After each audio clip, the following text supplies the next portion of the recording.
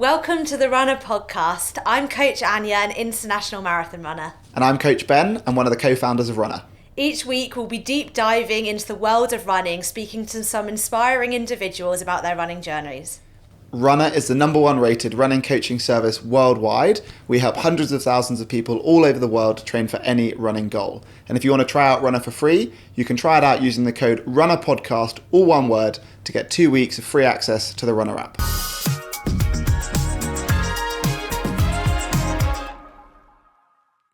Today we have on the podcast Lydia Oldham, who is the embodiment of grit and determination. She went from not running at all 4 years ago to now being an experienced marathon runner, ultramarathon runner, and she recently completed the speed project solo.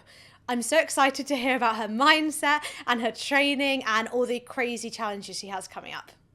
Hey Lydia, how are you? I'm good, thanks. How are you? I'm good, thank you. So, what we really want to talk about is 4 years ago, you weren't really running at all, and now you've done some of the craziest races on the planet. I guess it makes sense to go from the beginning and talk us through how you got into running. Yeah, so I guess I sort of got into running like everyone in lockdown, sort of in the middle. I lived in a bit of a party house. So I was partying a bit too hard, and I was like, right, I need to do something that's not this. Get out the house. So yeah, I started running. I could probably only do about 3K. Then just carried on going around Victoria Park, and every single run was like, I've got a PB. I've got to be like the fastest I can ever be. And I met this guy who took me under his wing and was like, let's go for a coffee. I can show you that you can go a bit longer and a bit slower than 5K. And yeah, he sort of taught me the way of running. And that's how I sort of met the community and sort of stayed sane as well through lockdown, because partying wasn't keeping me sane. So yeah, started about middle of lockdown and carried on ever since. Amazing. Do you wish you had run when you were younger? I actually come from a swimming background. So yeah, I was a national swimmer way back in high school. And I carried it on until probably like the first year of uni. And then it was sort of like, do I want to go to the Olympics and try and train for that? Or do I want to do university and sort of do that sort of thing? And I decided I didn't know if I could quite make it. So I gave up swimming, started like water polo, and then found out that drinking and partying was really cool in university, and sort of gave up completely. And so went for 4 years doing no sports at all, and then sort of found my way back in. I think like it's so often the way that people push themselves so young to really go after something like that. Do you think it was the intensity of swimming that almost meant you didn't keep the exercise up? Because as soon as you've like burnt all your matches growing up, and then you don't have that same goal anymore, so you actually just push your energy into partying and socializing? Yeah, or... I think like when you have, especially with a sport like that where you're doing morning and evening and so many hours, like no social life, like swimming is your social life. You're sort of like, if you don't have this crazy goal, then you don't have any goal. Yeah. And you're like, well, there's no point just doing it for fun, because I didn't know what fun was at that point. I was like, you have to train insane or nothing at all. So it was quite nice to just be like, just gonna let go of all sort of goals. Does that mean that when you started running, the goal was just to run for fun? It was just to run for fun, because I'd never done it. There was no pressure there. I was like... You're not training to be in the Olympics? Yeah, I think even now when I go and swim, I still have a really competitive sort of like, I've got to be like the best in the pool, just because of that mentality. And I've grown up in it. Whereas running, I was so new. I didn't know anything. So I was like, I can fail at this and it's fine, because I've not trained my whole life for it. And we can go into all of the amazing things you've done in your running, but has that changed? Do you have more pressure now? Do you feel that you need to be running really far because you've gone really far, or do you still run for fun? I do. I definitely still run for fun. There's a little bit of pressure there. I think it more comes from like social media, and trying to always like post things. But I guess I changed my scope on running. I think when I first sort of started, it was like, I need to hit all these PBs and like try and be fast. And then I realized that wasn't my style of running. And actually my style of running was seeing how far I could go. And that's sort of where I found my enjoyment again. So many people obviously, did start running in lockdown. What do you think it was that kept you running after lockdown? Was it hitting those PBs? Well, that's a hard question. Yeah. I think it was like building confidence. I think I really lacked confidence. And I think a lot of people going into anything new, you feel like you don't belong in that space. And I definitely didn't feel like I belonged in the running space, especially as my social media grew. I was like, why are people watching me run? I don't know why people want to see just some random person run. And then it was sort of like taking on those challenges and just saying yes to things. Like, I love just being able to say yes, and like, if I fail, I fail. And I guess that's sort of where it's come from. Like, these opportunities have come up and I've just been like, oh, I've got to say yes. Like, I don't know when that'll happen again. It might all end tomorrow. So let's go for an adventure. And it's just sort of snowballed from there. And I think that's how I've carried it on, because these opportunities keep coming up. And I'm like, well, yeah, let's just do it. Why not? And then another one comes up. So. And I guess there's like a few steps to get to where you are now with all of these exciting opportunities. Yeah. So first goal is run for fun, run 5K. What was your second goal? Like, what was the thing that took you from 5K to the next thing? What was the first event or the first thing that you did? It was actually Hackney Half. Nice. So that was the first race that I did sort of out of lockdown. I'd never done a race before. My partner, he actually saw me. He just got to know me as I was starting running. So he saw me through my first half marathon. And obviously now, through everything I've been through, he's like, this is a bit mad that you're doing all of this, from remembering that first half marathon. But yeah, that sort of set it off. And then I remember saying after that, I was like, oh, I don't know, maybe one day I'll do a marathon, but I'm not really sure if I'll ever be able to do one. Did a marathon. And then I actually saw Lucy Davis do a sign up for 100K. And I was like, wow, that would be really cool. That's so inspiring. I've always followed her, as she's a swimmer as well. And I was like, as soon as she signed up for that, I was like, right, next year I'm going to sign up for that and try it. And then, yeah. And is that feeling the thing that's just kept on going, which you finish a half marathon, you're like, I could do a little more and push yourself to the next one. Is that still the case, or have you got to distances where you're like, I don't think that I can go more than that, or are you still feeling the same? Still sort of feeling the same. I think now I do want to sort of circle back and do some, like I'm doing the 100 again in 2 weeks. I sort of now want to see where I can push times. But I do just really enjoy sort of more the adventure part than maybe the times. So I guess that sort of comes with the distance. It's more of the adventure, where are we off to? And so it's almost the case that you're like, motivations or feelings are like slightly circling back to this feeling of being the best swimmer in the pool to now being faster and really challenging at the front end of an 100K race. Yeah, I think it's that confidence. I think before I was really lacking it, and now I've run more, it sort of builds up and you're like, okay, like I don't have to be the best out there, but I can see where I can push myself, and it's okay to be like that. I think when I was swimming it's like I had to be the best, whereas now it's like, just see where you can push yourself. So it's going from being the best swimmer in the world at the Olympics to being a better version of yourself. Yeah, exactly. And so long as you're pushing yourself and improving, then you're happy. Yeah, exactly. I mean, you did breeze over the marathon. You have run some very fast times. Like, you've done about 3:30 for the marathon. Yeah. The one just after Portugal when we were out there, I did. That was sort of the most challenging one. I went to Barcelona and I knew I had a really bad ankle and it was really painful. At the time, I didn't know it was a stress fracture. And I was like, I'm going to run it. It's fine. I was, doing it with a brand, and came back and I was in a boot for 2 months. So that wasn't fun. And I think making sure that I got through that and still went back to running, I think in the past I would have quit and been like, okay, it's sort of like, let's not try again. But I'm really glad that I carried on and tried new things, even though I sort of like had some real lows. I guess that's because running it did mean more to you than the times, that you could go back and you'd still be gaining all the positive like mental side and, you know, really pushing yourself, even though you might not be as fast. Like your return to running is probably just as valuable than hitting those PBs. Yeah, exactly. And Yeah. like the people that you run with and everyone that you meet, it means so much more now. Yeah. I guess that's an inherent difference of running v swimming, which is you can't really make small talk when Yeah. your face is underwater.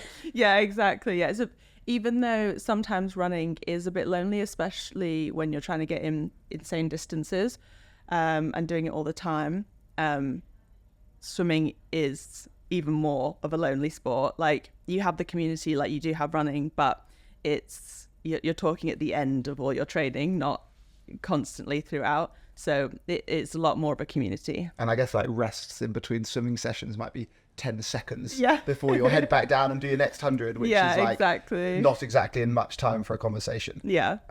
So we've had Hackney Half Marathon. Yeah. What was next?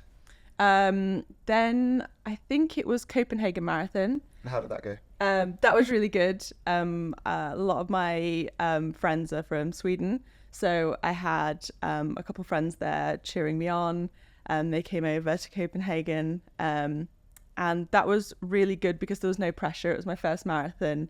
I think I went out and did a 3:30. I just wanted to go under 4 hours, so I was super happy with that. Just under 4 hours. That's quite a lot of time. You could have probably got a little tour bus around Copenhagen and then still done 4 hours. I had no idea. I think that was so nice. I think that was one of my favorite runs because there was no time expectation. I didn't know what was going to happen. I was just like, just go out and enjoy it. And I did. I just smiled the whole way and then did a little cry at the end, I think, as all runs I've ever done, little cry. And then I was like, this is great. Like I finished. And I didn't actually think about doing another marathon anytime soon.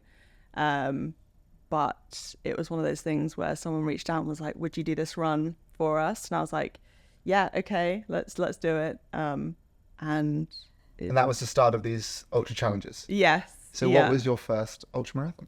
My first ultra, I'd done a couple with my friends along the Thames path, just ourselves, like 50 Ks, super chilled. So a fun weekend day out with your friends Yeah. is like, rather than like, do you want to go to the pub and have some How different is cocktails? that It's from like party life? Very different. fancy a 50k social catch up.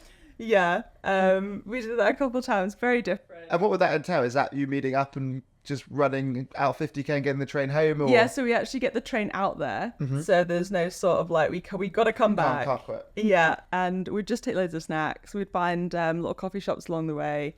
We'd stop, like enjoy it, like super slow, and we keep stopping. You know, it'd be a whole day out sort of expedition. This sounds like the funnest weekend. Can I come on the next one? This is so cool.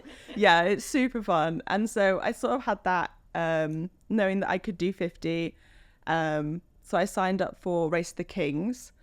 And I had my parents there. I had my partner, all our dogs. Everyone was cheering me on. And I couldn't finish it. I got 65k through. And I sort of went out really confidently and maybe a little bit overconfident. I was like, yeah, I've got this, I'll be fine. I've done 50k, what's 100? And it really humbled me. It was really hot, and the first section of the race is really flat. So you do 30k flat, like, yeah, I've got this, and then all of a sudden it just goes up. And I mean, running in London is very flat. So the hills hit me and I was like, oh my goodness, what am I doing? I felt really sick. And I think mentally I quit before I actually quit. I was done. I just couldn't get that mindset back. So yeah, finished at 65 and felt really down about it. But I secretly signed up to Race to the Stones, which was a month later. And After the 65 or before? after the 65, I didn't tell anyone. I actually lied to my partner and said I was going to Love Trails, and I went and did it by myself. And I thought if I didn't tell anyone, the pressure wouldn't be there. So if I failed again, I'd just come home and no one would know that I tried it. Pretend you had a great time at Love Jet. Yeah.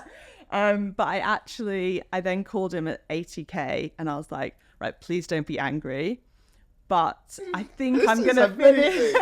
I think I'm gonna finish this. And he was actually playing cricket in Cambridge, and he was quite drunk at the time. And he was like, "What?"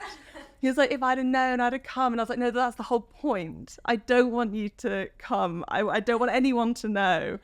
And he hung up on me, and I was really sad. And then he called back, and he was like, "You've got this. Like, obviously, I'm supporting you. You know, you can do 20k. What's 20k? It's easy. Like, you've done 80 now." He obviously told my parents, and they started ringing me. So the last 20k, I was on the phone to everyone, just like they were pushing me on.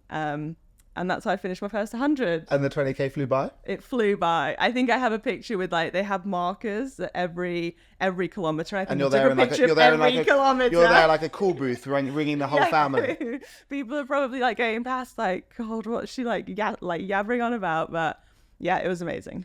Anya, what would you do if Joe goes away for a boys' weekend and then rings you on Saturday afternoon and like 3 PM and says like, "Oh, Anya, by the way, I didn't want to tell you, but I'm 80k to 100k run." I'd be angry, yeah. I'd be like, why didn't you like me? Wait, because you'd have done it with it. Yeah, maybe. I'd be like, why didn't you want me to do it with you? That is an unbelievable story. And did you like track it and put it on Strava? Yeah, So he would have found known. out. I knew that I'd have to tell people, and I actually filmed something for Instagram before it went out, being like, "Please don't kill me, but this is what I'm doing." And I think the saddest part was at the end. I had to like get the train home by myself, like feeling just so like depleted. But I also felt really happy that not everyone was too mad at me and everyone was supportive, and I finished it. You're proud of finishing. Yeah.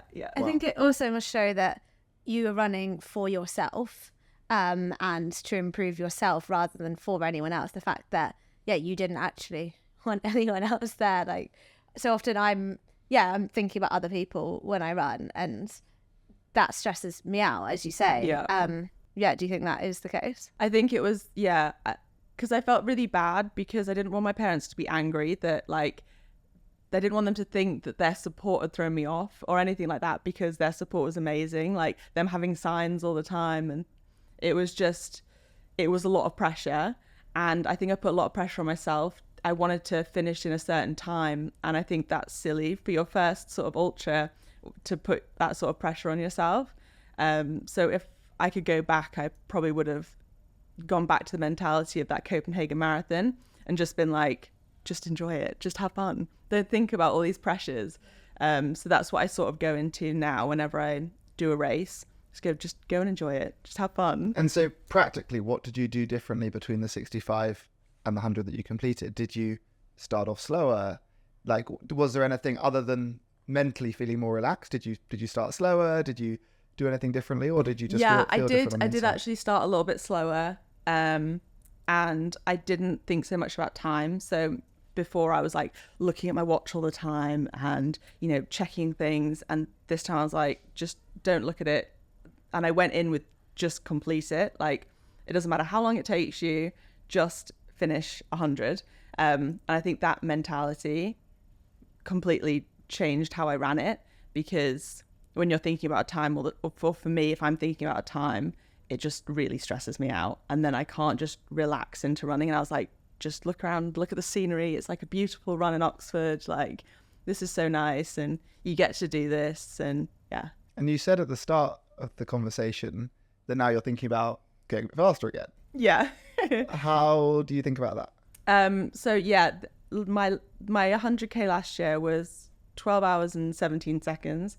And that 17 seconds has really played on my mind, because I'm like, oh, I was so close, but I knew I couldn't go any faster. Like, my legs were not getting me those 17 seconds. So this time around, I want to get rid of those 17 seconds. But I know that I'm going to go into this with the same mentality of go in and enjoy it. I've run the same course before, so I sort of know where I can enjoy it a bit more, and I have so much more experience now with what equipment to use. I didn't know what I was doing last time. I had a backpack of like everything on me, like phone charger, water, like 3 pairs of socks, like so many different things. 3 pairs of socks? Yeah, I was like, what if it rains? Because I had no one there, no one to and support you had your like 4 phones for the call center that you had going on as well, yeah, right? exactly. I had like a GoPro and like everything. I was so bogged down with everything. I remember like packing, being like, should I put some trainers in my bag? Maybe I'll need like a second pair of trainers. I don't know what I need. Well, in case you go on all fours and put a pair in your I hands. was like, I don't know what I'll need, because I had no support. I was like, well, I have got to be prepared for everything here. So obviously this time around, You'd have thought your boyfriend would have noticed when you just cleared out the cupboards. yeah, gone with like everything, little wheelie No wonder, suitcase. it's probably a good storyline. I'm going off to a festival. He's like, yeah, I can tell you've got a huge backpack on. Yeah, exactly. So yeah, I think this time around I'm just a little bit smarter in how I'm going about it. So you're going to be faster because you're a better athlete, you're more knowledgeable, but not because you're changing your mindset. Yeah, I'm going to definitely keep the same mindset. Well, so you've now run 100k. Yeah. What came next? After 100k, I think I might have done a marathon in between there. But then came the 500, which was this year in March. Yeah. So I found out that I was doing that There are just not many people who can say like the 500 and they're not talking about like a multi-day cycle. Yeah. I found out, I was confirmed that I was doing it last year at the end of November. So I actually came off my bike in October, and I had stitches on my knee. So I couldn't run for a month. But then I got contacted about doing a run. And it was actually, I wanted to do the relay. I've always wanted to do the Speed Project relay. It sounds amazing. I know you did it. So I was like, oh, this is so cool. Like, I want to do this. I've watched people do it.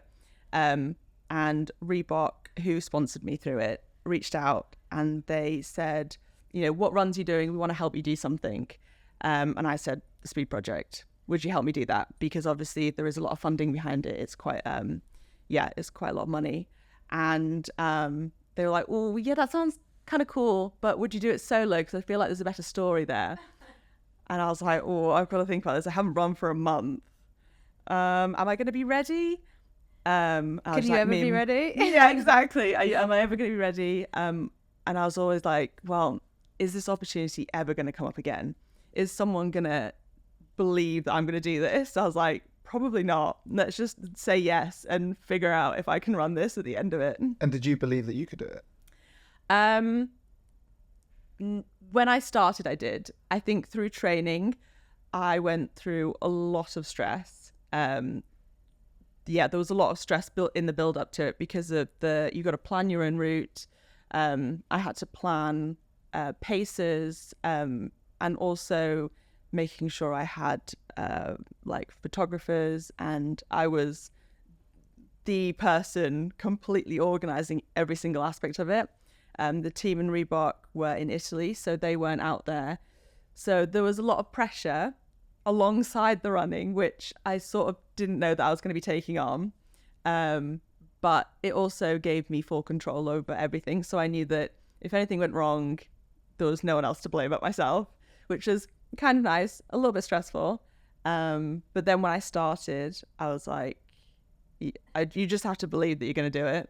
So I faked it until I made it all the way to the end. I mean, like, it is, for anyone out there, it must be just so hard to imagine running 500 kilometers. I mean, you did this as a relay with 6 of you? 6 of us, and it was the hardest thing I've ever done. To think that, like, you're an elite runner, finding this as hard as you found that just demonstrates what an unbelievable challenge you put yourself on the start line of. Like, we first met at this brand trip just before you did Barcelona Marathon in Portugal, and then the next thing I know is you were doing the Speed Project solo. How was Barcelona Marathon in Portugal? No, we did a training camp in Portugal when Lydia was training for I was Barcelona. like, you did the Barcelona Marathon in Portugal. I was like, No. Wow. interesting. Like, we can't brush over this. Yeah, and then we were doing the Speed Project, and we were just like tracking you on the Speed Project because we need to see how Lydia was doing. Like, and just to go from an 100k ultra just to saying yes, I'll do 340 miles through the desert. That's so crazy. I want to know all about your training, everything. My training was, I sort of winged it a lot actually with my training, because I was thinking about getting a coach for it. And then I was like, I think anyone that I contact will think that I'm absolutely mad and tell me that I won't be able to do it. So I'm not going to tell anyone. I'm not going to ask anyone for help. This is the theme. Just you believe. No one needs to talk. No, you could. They'll believe when you've done it. I am quite bad for being a little bit stubborn. I just sort of read a lot of articles, books, watched a lot about Courtney Dauwalter, tried to get into her. I remember being on the treadmill and just watching like documentary after documentary through like winter, trying to get into these people's mindset of like, how do you mentally get over this? And I think that was the main thing that people always brought up is like, yes, you're going to be training a lot, but it's actually all in your mind and how you can mentally problem solve. So I think being able to do 500 kilometers is all about how you problem solve. Like you're going to hit bad times and like real lows, but how do you get past them? Because you can always get past them. So I think that's sort of how I took it on. And I started basically thinking, just get to the end. And the whole time I was out there, all I said was like, it doesn't matter how long it takes you, even if we've got to book new flights and it takes us 3 weeks, you're going to finish this. And I actually finished faster than I thought we were going to finish. So I think that mentally really, really helped, just being like, no pressure. Like, not many people do this, so it doesn't actually matter how long it takes. And so with that in mind, like, practically you're kind of thinking that you're going to run into problems, like the logistics are going to go wrong, there's going to be a flat tire, whatever it's going to be. So you're just running until the problem happens and then you'll just deal with that problem. Yeah. And you're not thinking about 500 kilometers, that's such a long way. You're thinking, let's just run until something happens and then deal with that thing. Yeah, and exactly. almost kind of chunk it down into these smaller pieces. Yeah. So that's how we sort of went about it. And I mean, the team that we had were absolutely amazing. The driver was my partner. And then we had Brad, who was the guy that I met in Victoria Park, who took me under his wing and got me into running. So obviously he had to be there. He was one of my pacers. And then the other two guys, just random people I met on Instagram. I put it out to the world that I needed a pacer and a photographer. And these guys, like a lot of people contacted me because they knew what the Speed Project was. But these two just really, you know, when you just get like a good vibe from someone, I was like, you guys seem awesome. And yeah, we're still friends now. And I think one of them, we're having a wedding in Europe for family and everything. And hopefully they're going to be coming as well. They've made real lifelong friends. That is amazing. And what would be an example of like some of the problems that you encountered?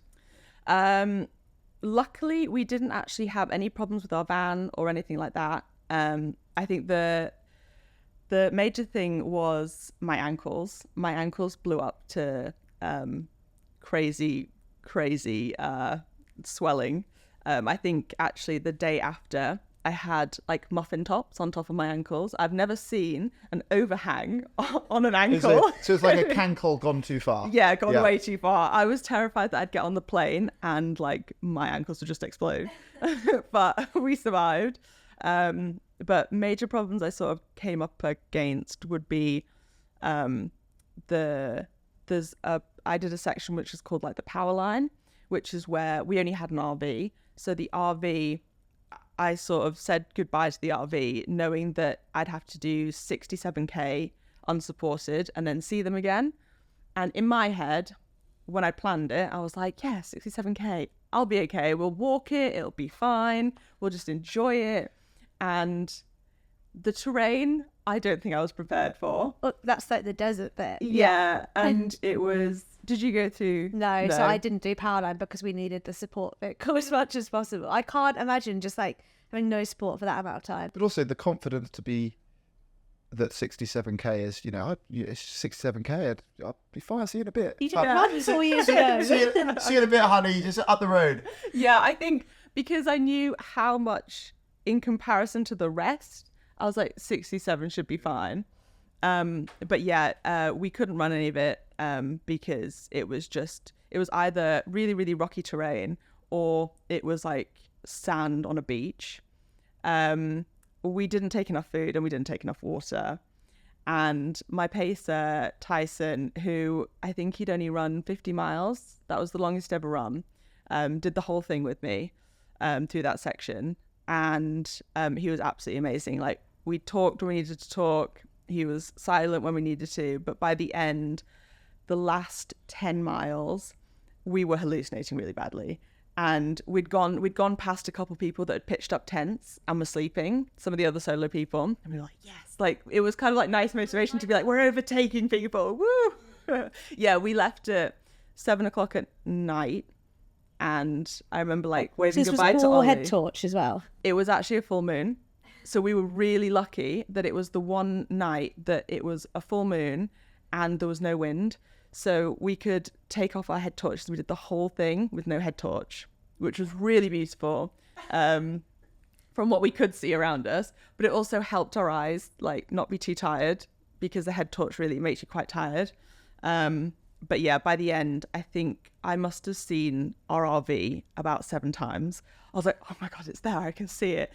And he'd be like, oh yeah, I think I can see it too. And he'd get to this rock and he'd be like, there's nothing there. Like we're just completely hallucinating. So were the hallucinations what people describe as runners high, or would you say it was runners low, or what would you describe it as? I think these are runner lows. Okay, definitely. And did you have other moments of runners high? Or was that just the finish line? I'm not too sure if I ever got like an actual high. I don't think I've ever really had like a proper runner's high. I think I just enjoy like it in general. Yeah. But the finish line, it was mixed emotions, I think, actually, because in one, I thought it was going to be this grand, like huge sign. I'm going to be running into Las Vegas. Wow. And then you actually get to this road and it's like 15 kilometers of one dead straight road into Vegas. And it's just a highway. And you're just like, oh, this is really boring of 15 kilometers. So then you turn around and run 485 kilometers. Yeah, all the way back. And the sign's really small. And I don't know if you thought that, like, it's smaller than you think it's going to be. Also, I hadn't really rested that day. I did 80 kilometers and I was just like, I'm just going to finish. I'm going to get it done. I want it done. And I jogged the whole thing. And that last 20 kilometers, I was going to the bathroom a lot.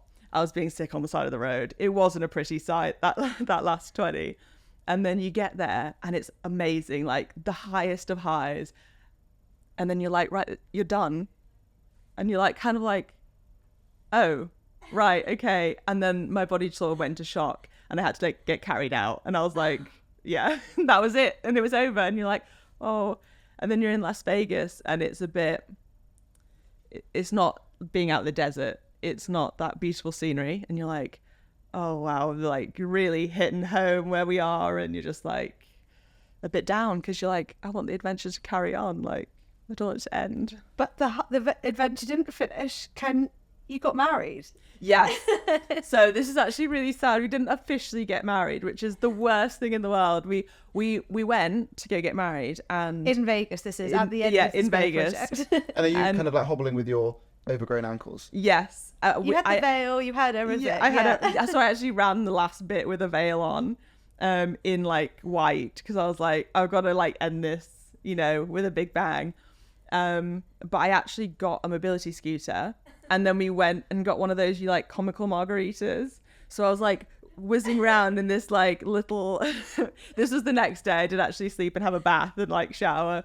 Got a mobility scooter, didn't look out of place in Las Vegas. It was great. And then this huge margarita, went and got a tattoo as well. And then what was the tattoo? It says Powerline on it in like little electric sort of, yeah. And, then we went to go get married. Didn't actually get married because you've actually got to plan the day before if you're English and like get a certificate. So we didn't do that, but we had a photo shoot and pretended that we got married because we really wanted to. And we were married now? No, we are getting married in September. So we got that planned. Well, it's also great this way because you kind of get to get married twice. Yeah, actually 3 times because then in October we're going to Europe to do a Spanish wedding. Ideal. We're really dragging it out. You could do around all the continents. You've done Yeah, America, exactly. Europe, well, England's Europe. You've got a few more to come, right? Yeah. And this is all with one husband, so Yeah, then next year Yeah. another one. Well, and so this is a wild 4 years. All at the same time, you work full time. I do, yes. I do work full time. How on earth is that possible? Yeah, it is a lot of, I mean, luckily, my social life is running. And also I love early mornings. So I go to bed at like 8:30. And some people was like, oh, how do you fit in all this running? I'm like, because I live like a 60-year-old person. I go to bed so early. I wake up really early and just do all the running in the morning. Like the training for the 500, I would, the longest training run I actually did in the build up was 30 kilometers in one go, which loads of people think is absolutely mental. But I did like 30 kilometers in the morning and then 30 kilometers after work, just because I couldn't fit it in before work. Otherwise I'd be up at like midnight. So it's a lot of sort of scheduling it in. It's a lot of doing some before work and then a lunch run and then one after work. And then all your annual leave is running across the desert. Yeah, exactly. My holidays are going to a run, and then Ollie will come with, and we'll take maybe 2 days afterwards. And so will you have some holiday for your actual wedding and your honeymoon? Yeah, we will. I've already planned a run before the morning of, which I think will be nice. But no, we will actually have like a mini moon afterwards where no running is allowed. Wow. And I guess you've ran 500 kilometers. Obviously, you've got 100k coming up, and you want to run that a little faster. What comes after that? Have you got any big landmark goals that you want to do? Are you just relaxing and enjoying things for now, or what are the thoughts? Yeah, luckily I've got a place in Berlin, so I will be doing Berlin because I do want to tick off the majors.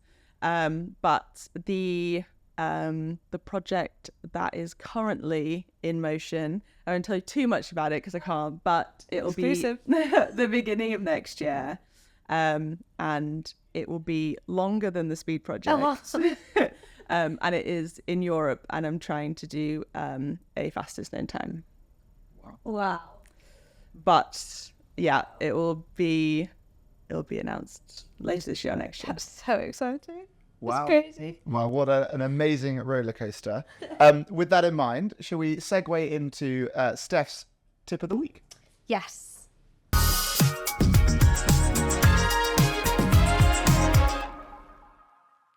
My top tip today is on the importance of mobility work.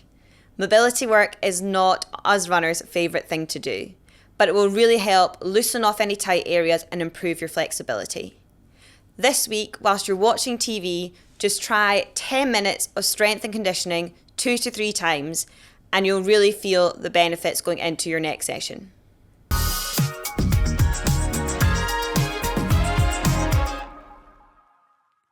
Thanks very much for that, Steph. We're now going to debunk some of your training myths. One we have today is you have to run fast all the time to get faster. What do you think, Ben? Well, I think this is what a lot of people do when they get into running is they will run maybe their 5k as fast as they can, and then they think, right, how do I get faster? Let's try and run my 5k a little bit faster and do that all the time. And it's obviously not optimal. We should run a variety of different runs for lots of different reasons. We should spend most of our time running easily. So that way we're not pushing our body quite so much, and then we can give 100% for a speed session, for a faster run from time to time, but then also allow our body to recover, build up our endurance with some of these easy runs. We should be looking to test and build our endurance with a longer run as well. And then even within these speed sessions, it's not always just 5k hard and fast. It could be doing some intervals, doing some tempo running, or even doing a hill workout. So we really want to see variety rather than just running 100% all the time. Would you agree, or is that? Yeah, 100%. I think running at speed constantly is one way to get injured for sure. And it's also not as fun. Like, no, you can't talk, you what can't we chat. all have found, and what you're doing so much of your story is running with other people, enjoying that as your social life, and such a great way to enjoy running, which relatively the way to become an amazing runner is run for a very long time. And to do that, you need to make it fun. Yeah. Going with other people, chatting is a great way to support that training. Amazing. And then the second and last one is that running is only for the youngsters. No, absolutely. So there's the quote from Born to Run, and I'm probably going to get it wrong, but it's, you don't get old. Sorry, you don't stop running because you get old. You get old because you stop running. My dad has turned 60 this year, and I keep telling him that because as soon as he stops running, he's going to become an old man. But currently, he did a half Ironman last year, and he keeps going. So for as long as he keeps going, he's going to stay young, is my view. And as soon as you stop and put your feet up, your body will then get old. Yeah, I definitely agree with that. I mean, I am inspired by so many ultra runners, and they're definitely, older than, you look at some young people in like sprinting and stuff. So people that I'm inspired by are definitely older than, a lot of people that think athletes should be. So yeah, I don't think ages. Yeah, I think also like our bodies go through different phases and different ages are suited to different things, and typically sprinting is something that people are faster at when they're younger. And even within the running spectrum of Olympians or football players, the sprinters, the people who play up front on a football pitch, are typically peaking at a younger age than maybe the defenders who don't need to run quite as fast. And in the same way, the ultramarathon runners and the marathon Olympians and the Ironmen of the world are all older than the sprint distance triathletes or the 100-meter sprinters. And so as we age, maybe we want to think about changing our goals and enjoying a different side of running. But no, absolutely, I think running is for everyone. Yeah. Okay. Amazing. Well, we're going to come on to some fun and silly this or that. So our first one is, what's your go-to post-run snack? Would you rather a post-run croissant or a post-run gelato? Oh, I know you like both. Yeah, I like both. I think recently I've been in Italy a bit, and I have been having gelato. I absolutely love it. It's great. It's so good. But is that only because you're in the nice summery Italy? Because yeah, I mean, looking outside today, I don't think I'd want January run in England in the dark before work, and you're quickly getting your gelato in at 9 a.m. when you might have had a croissant. Oh, that's hard. Can I change it as you want a seasonal? A seasonal option. Well, that's not really a this or that, really. The answer, the this or that can't be both, because then you haven't really picked. I'm going to keep... No. Oh, I'll go croissant then, actually. I think it transfers all year through. What are you going with? Croissant, yeah. I think post-run I'm going croissant, but if it was like in life, gelato and ice cream, I can't live without ice cream. Yeah, it's so good. Okay, right, second one, and this is one that you've prepared, Anya, because I'm going to need to be introduced to a certain new word. Would you rather run an ultramarathon in jorts or boots? First of all, for the listeners and for me, what's a jort? Like long jean shorts. Like they're really uncomfortable with my eyes. And then when you say boots, do you mean like Wellington boots, football Well, boots? Lydia has some very cool like collection of boots, like whether they're cowboy boots or like Okay, so like fashionable boots or jorts. Yeah. Jean shorts. Yeah. Understood. Yeah, I have a lot of cowboy boots, and we're getting married, and it's cowboy themed in Europe. So that will be boots and jorts. Yes, maybe not jorts. Maybe jorts underneath the dress to hide them. Okay. That's really hard. I think I go jorts. Because you run an ultramarathon in jorts. Yeah, denim. because you're not going to get far if you've got blisters and your feet are going to fall off. But you're going to have blisters in between your legs. They're chafing from jorts. I can't think of... Yeah. Feels like a type of torture. Don't think I could run 5k in jorts. Yeah, but... And boots might come in handy if, it's a bit muddy and you need a bit of... I mean, unless you could, take them off and run barefoot at some points. But that's maybe. now just like a neither, isn't it? Well, You're saying no jorts and no boots, aren't you? Yeah, I'm gonna go jorts because I think I can just feel the pain of a boot rubbing around my ankle and things, and I know I wouldn't get very far. If you get your elephant ankles again, exactly, they might explode in the boot. They'd just never come off. I'd have to live with the boots on forever. Wow, I can't. Ultramarathon in jorts. But you've never heard of jorts. Can you imagine me turning up the office in jorts? Jorts and flip-flops. Would you rather run your next marathon in jorts or big cowboy boots?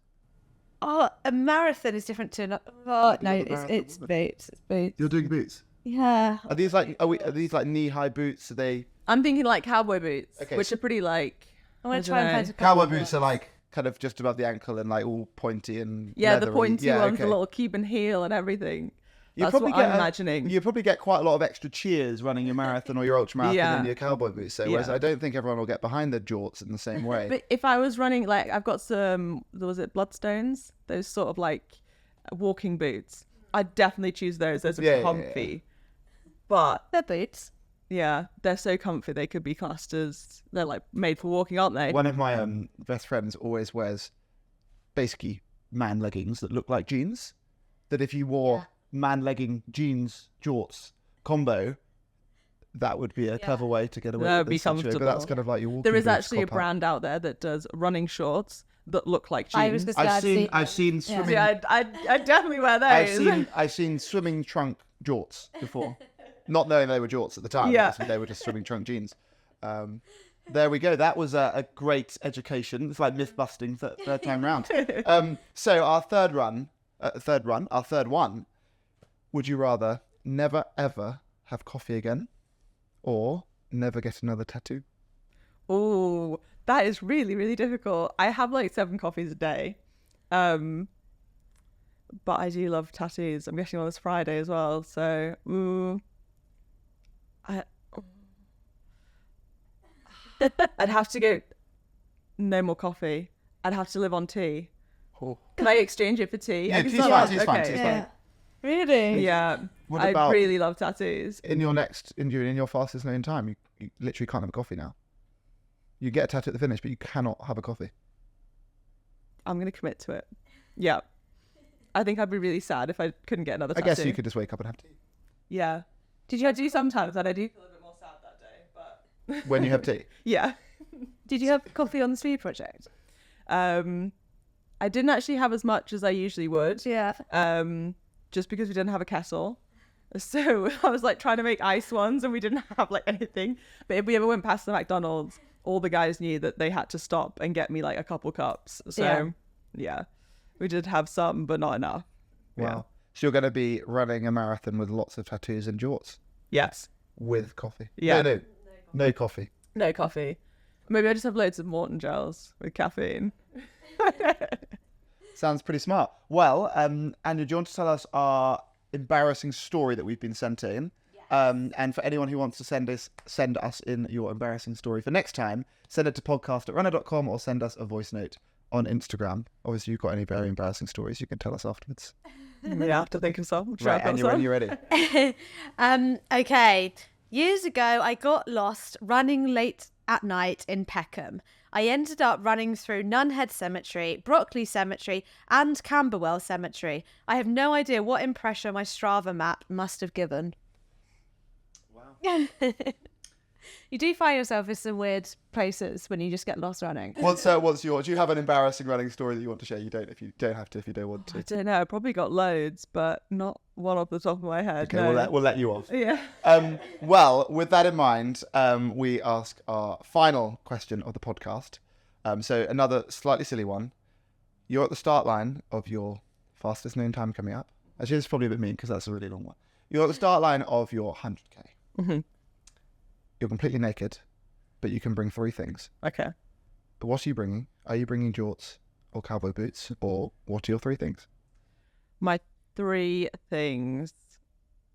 I'm going to go for shorts and a sports bra. Yeah. That's 2 2 things. gone. And I'm still running this race like normal. Yeah. Right. Okay. And you still are doing your goal of getting your sub 12 hour PB. And my poles. So your barefoot sports bras, shorts with poles. Okay. Wait, hold on. Okay, shoes. Poles is a new one. We hear like an interesting variety, but poles have never been mentioned. Oh, They're not wrong, no. but it's just interesting. Well, I want 4 things. I want trainers. I shorts, poles, and shoes. Okay. Got it. And no socks. I'd be okay with that. But I want my poles. I like to Over finish the a 100K. sports bra. Yeah. Interesting. Yeah, and then at aid stations I can get my food and my water. Yeah. So you missed Anya's secret trick. Well, I thought as a swimmer, you might say like a swimming costume, like all in one. That's so smart. You can't change it now. Oh. You phoned a friend. But maybe it would be like a record. No one's ever done a topless run before. I don't know if I want to be known for that, but I'm going for it. You'll be viral. Yeah, exactly. Yeah. Well, there we are. Thank you very much for telling a unbelievably amazing story, and a huge good luck for all of the amazing challenges you've got coming ahead. Thank you so much for having me. Today's podcast is brought to you by Runna. If you want to train for any running goal, please download the app, and don't forget you can use the code Runna Podcast for a 2-week free trial.